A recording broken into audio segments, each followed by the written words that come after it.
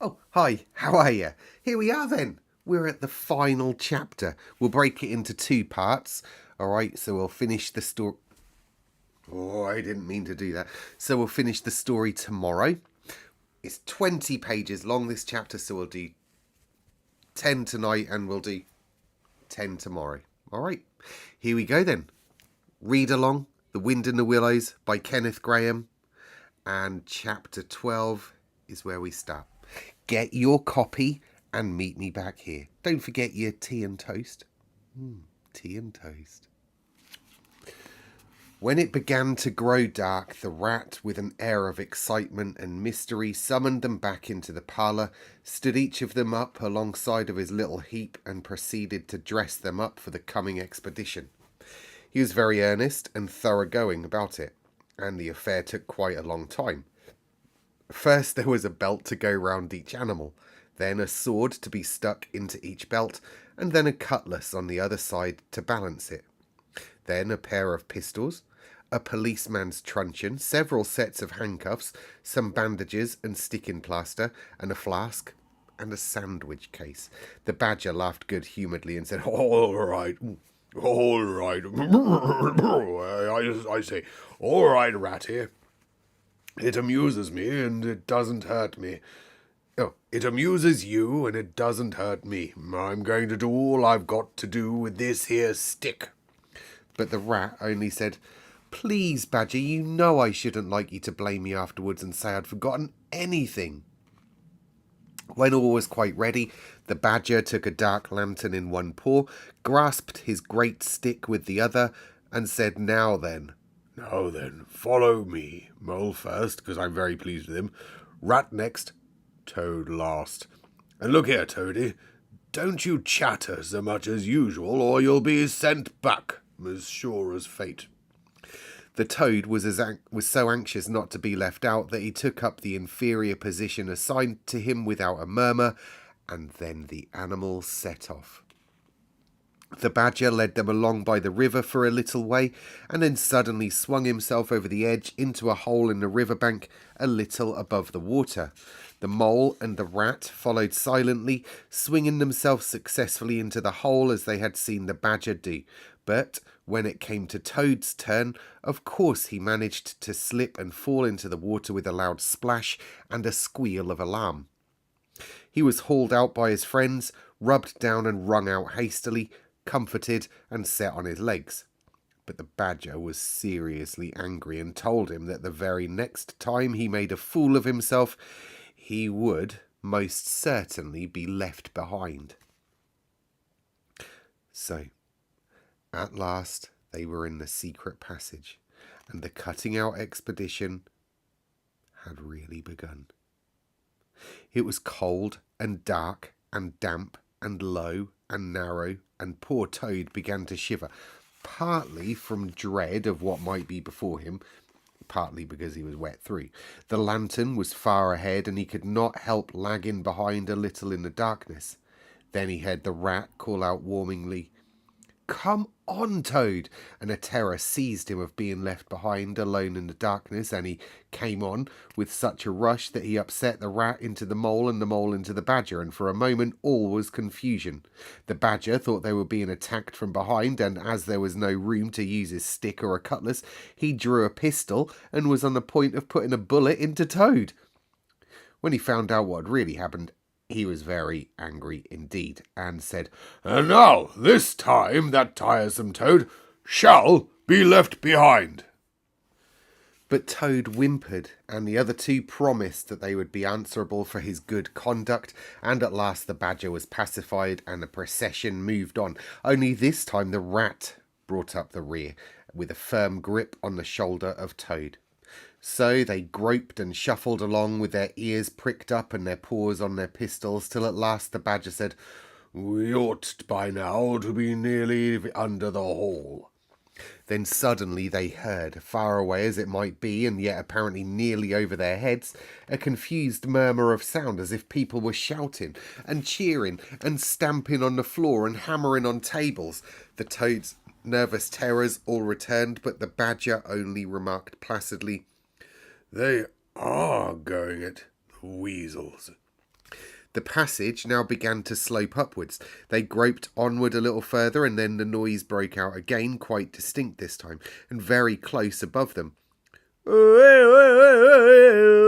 heard, and the stamping of little feet on the floor and the clinking of glasses as little fists pounded on the table. "What a time they are having," said the Badger. "Come along." They hurried along the passage till it came to a full stop, and they found themselves standing under the trapdoor that led up into the butler's pantry. Such a tremendous noise was going on in the banqueting hall that there was little danger of their being overheard. The Badger said, "Now, boys, all together, yeah?" and the four of them put their shoulders to the trapdoor and heaved it back. Hoisting each other up, they found themselves standing in the pantry with only a door between them and the banqueting hall where their unconscious enemies were carousing. The noise as they emerged from the passage was simply deafening. At last the cheering and hammering slowly subsided, and a voice could be made out saying, "Well, I do not propose to detain you much longer." Great applause. "But before I resume my seat," renewed cheering, "I should like to say one word about our kind host, Mr. Toad. We all know Toad." Great laughter. "Good Toad, modest Toad, honest Toad," shrieks of merriment. "Only let me get at him," said Toad, grinding his teeth. "Hold on a minute," said the Badger, restraining him with difficulty. "Get ready, all of you." "Let me sing you a little song," "Oh, no," went on the voice, "which I have composed on the subject of Toad." Prolonged a pause. Then the chief weasel, for it was he, began in a high squeaky voice. "Toady went a-pleasuring gaily down a street." The Badger drew himself up, took a firm grip of his stick with both paws, glanced round at his comrades and cried, "The hour is come. Follow me." He flung the door wide open. My, what a squealing and a squeaking and a screeching filled the air. Well might the terrified weasels dive under the tables and spring madly up at the windows. Well might the ferrets rush wildly for the fireplace and get hopelessly jammed in the chimney. Well might tables and chairs be upset, and glass and china be sent crashing on the floor in the panic of that terrible moment when the four heroes strode wrathfully into the room. The mighty Badger, his whiskers bristling, his great cudgel whistling through the air. Mole, black and grim, brandishing his stick and shouting his awful war cry. "A mole! A mole!"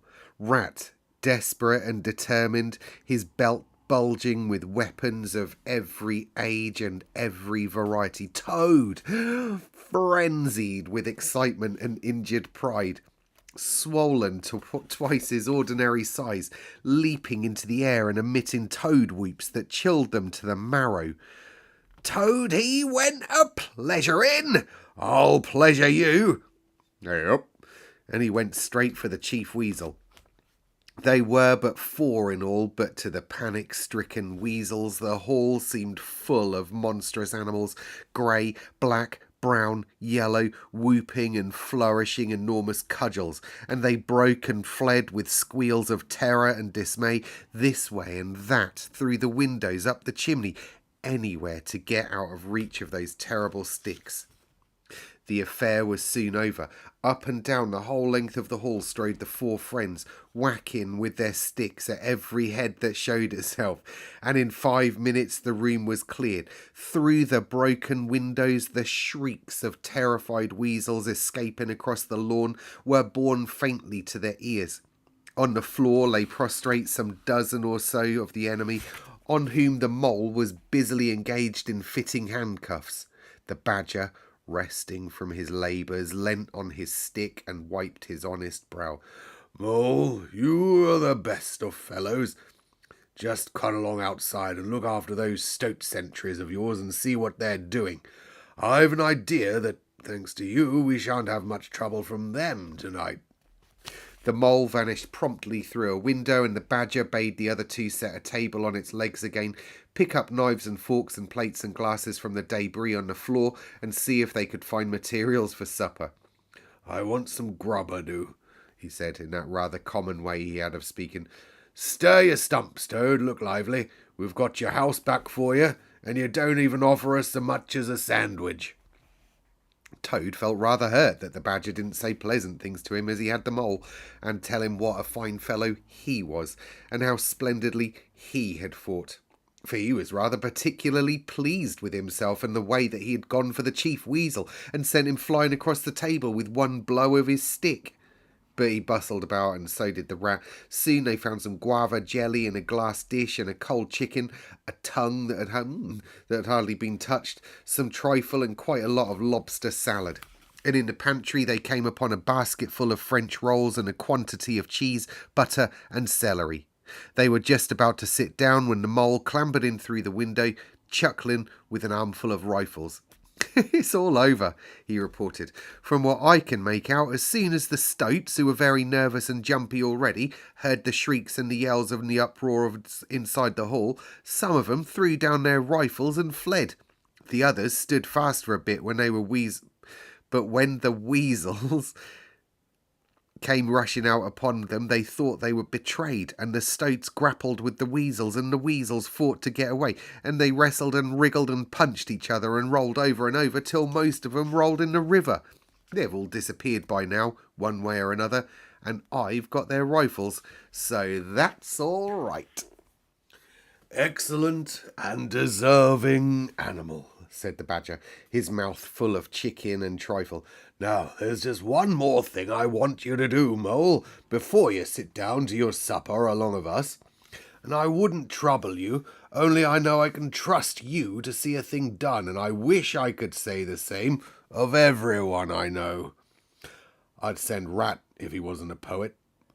I want you to take these fellows on the floor upstairs with you and have some bedrooms cleaned out and tidied up and made really comfortable. See that they sweep under the beds." Oh, badger, in your voice, hang on. "See they sweep under the beds and put clean sheets and pillowcases on and turn down one corner of the bedclothes, just as you know it ought to be done. Have a can of hot water and clean towels and fresh cakes of soap put in each room. Then you can give them a licking apiece, if it's any Goodness me, if it's any satisfaction to you, and put them out by the back door, and we shan't see any more of them, I fancy, and then come along and have some of this cold tongue. First rate. Very pleased with you, Mole." The good-natured mole picked up a stick, formed his prisoners up in a line on the floor, gave them the order quick march, and led his squad off to the upper floor for a good licking. After a time he appeared again, smiling, and said that every room was ready and as clean as a new pin. "And I didn't have to lick 'em either," he added. "I thought on the whole they'd had licking enough for one night, and the weasels, when I put the point to them, quite agreed with me, and said they wouldn't think of troubling me. They were very penitent, and said they were extremely sorry for what they'd done, but it was all the fault of the chief weasel and the stoats, and if ever they could do anything for us at any time to make up, we only had to mention it. So I gave 'em a roll apiece, and let 'em out the back, and off they ran as hard as they could." Then the mole pulled up his chair to the table and pitched into the cold tongue, and Toad, like the gentleman he was, put all his jealousy from him, and said heartily, "Thank you kindly, dear mole, for all your pains and trouble tonight, and especially for your cleverness this morning." The badger was pleased at that, and said, "There spoke my brave Toad." So they finished their supper in great joy and contentment, and presently retired to rest between clean sheets, safe in Toad's ancestral home, won back by matchless valour, consummate strategy, and a proper handling of sticks. The following morning, Toad, who had overslept himself as usual, came down to breakfast disgracefully late, and found on the table a certain quantity of eggshells, some fragments of cold and leathery toast, a coffee pot 3/4 empty, and really, three-quarters empty, and really very little else, which did not tend to improve his temper, considering that, after all, it was his own house. Through the French windows of the breakfast room, he could see the mole and the water rat sitting in wicker chairs out on the lawn, evidently telling each other stories, roaring with laughter and kicking their short legs up in the air. The badger, who was in an armchair and deep in the morning paper, merely looked up and nodded when Toad entered the room. But Toad knew his man, so he sat down and made the best breakfast he could, merely observing to himself that he would get square with the others sooner or later. When he had nearly finished, the badger looked up and remarked rather shortly, "I'm sorry, Toady, but I'm afraid there's a heavy morning's work in front of you. You see, we really ought to have a banquet at once to celebrate this affair. It's expected of you. In fact, it's the rule." "Oh, all right," said the Toad readily.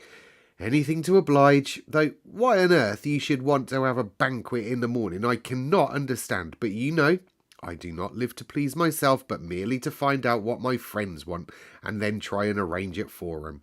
You dear old badger." "Don't pretend to be stupider than you really are," replied the badger crossly, "and don't chuckle and splutter in your coffee whilst you're talking. It's not manners. What I mean is, the banquet will be at night, of course, but the invitations will have to be written and got off at once. You've got to write 'em. Now, sit down at the table. There's stacks of letter paper on it with Toad Hall at the top in blue and gold, and write invitations to all our friends. And, if you stick to it, we shall get them out before luncheon, and I'll bear a hand too and take my share of the burden. I will order the banquet." "What?" cried Toad, dismayed. "Me stop indoors and write a load of rotten letters on a jolly morning like this, when I want to go round my property and set everything and everybody to rights and swagger about and enjoy myself? Certainly not. I'll see you. Stop a minute, though. Why, of course, dear badger. What is my pleasure or convenience compared with that of others? You wish it done, and it shall be done. Go, badger. Order the banquet. Order what you like. Then join our young friends outside in their innocent mirth, oblivious of me and my cares and toils. I sacrifice this fair morning on the altar of duty and friendship."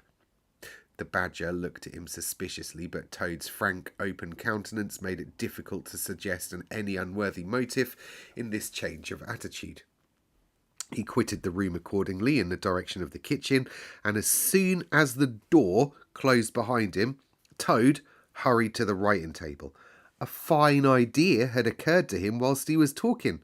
He would write the invitations, and he would take care to mention the leading part he had taken in the fight, and how he had laid the Chief Weasel flat, and he would hint at his adventures, and what a career of triumph he had to tell about, and on the flyleaf he would give a sort of programme of entertainment for the evening. Something like this, as he sketched it out in his head.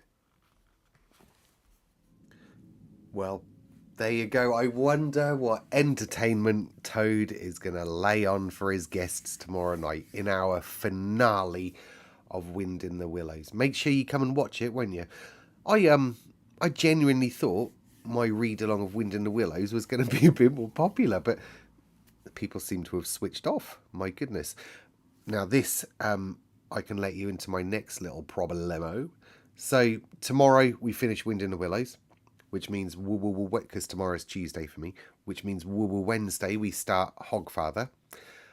I thought I had the book, but I don't have the book. Oops.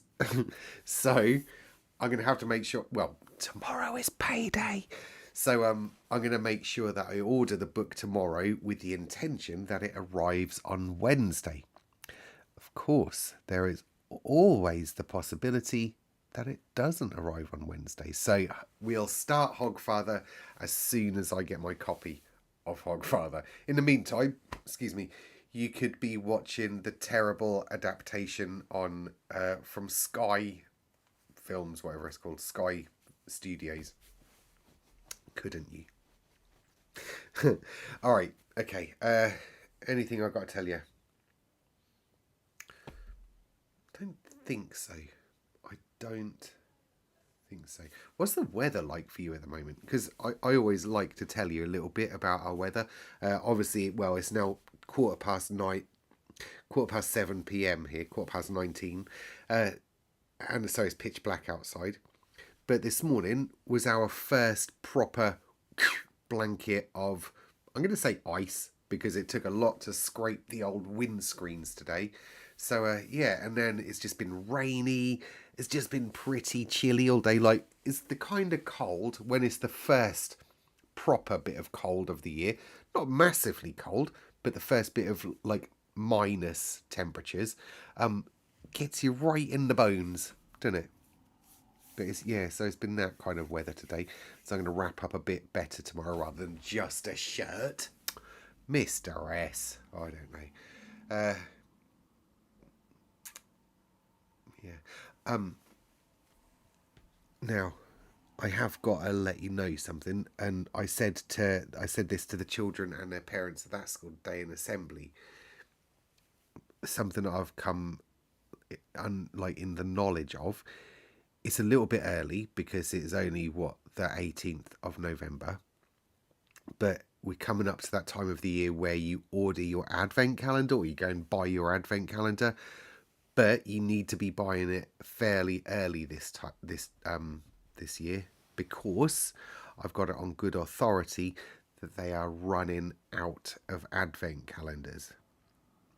In fact, you could say that their days are numbered.